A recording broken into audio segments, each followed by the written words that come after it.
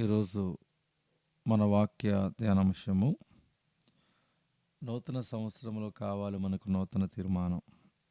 ఏ విషయంలో తీర్మానం కావాలంటే దేవునికి ఇచ్చే విషయంలో.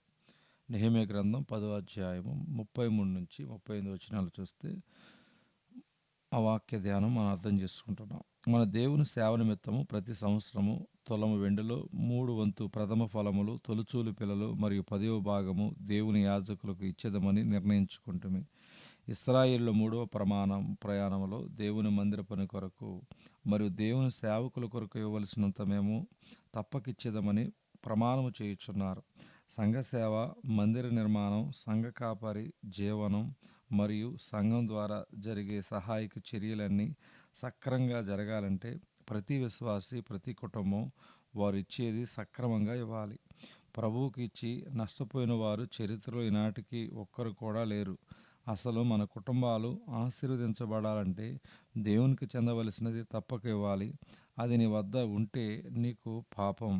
నీ ప్రతిష్టార్పణలన్నిటిలోనూ, తొలుచూలు వాటన్నిటిలోనూ మొదటయు, ప్రథమ ఫలములన్నిటిలోనూ మొదటయు యాజకులు వగును.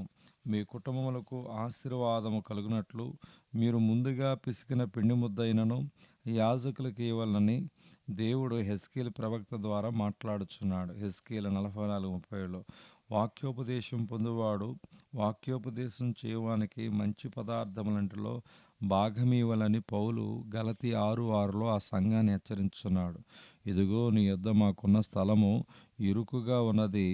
నీ సెలవైతే మేము యొర్దాను నదికి పోయి తల యొక్క మ్రాను అచ్చటి నుండి తెచ్చి మరి ఒక చోట నివాసము కట్టుకుందాము అంటున్నారు.